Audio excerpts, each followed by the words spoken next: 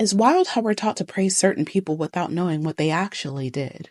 Because the way people talk about Mother Teresa, you'd think she was the human embodiment of compassion. But if we're being real, she didn't ease suffering, she institutionalized it. And the world praised her for it. Born Agnes Boyajiu in 1910, she founded the Missionaries of Charity in India in 1950. Her whole image was built on helping the poorest of the poor.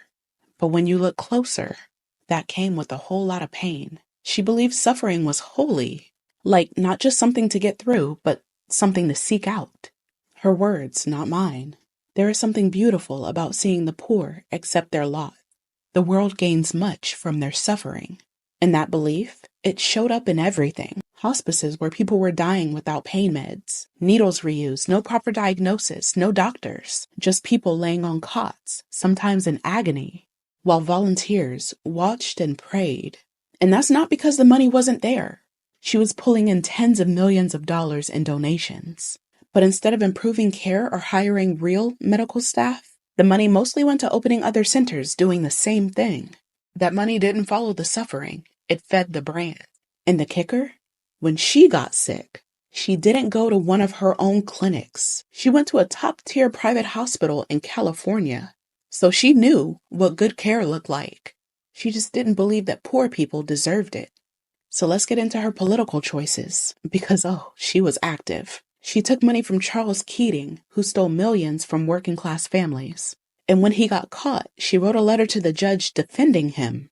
And she never returned the stolen donations. She cozied up to the Duvaliers in Haiti, literal dictators. She called them friends of the poor, while their regime was torturing and killing people. She wasn't just shaking hands. She was giving legitimacy to oppression. And don't forget what she preached on stages like the Nobel Peace Prize podium. In front of the whole world, she said, "The greatest destroyer of peace today is abortion. Not war, not racism, not genocide. Abortion." And she fought against birth control, divorce, and women's autonomy in places where women were being brutalized. She didn't preach liberation. She preached obedience. And former members of her order, they've spoken out.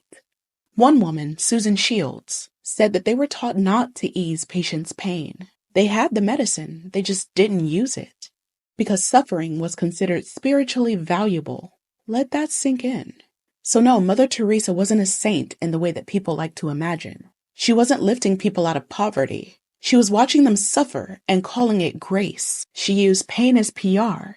She used poverty as a stage. And the world applauded because nobody wants to believe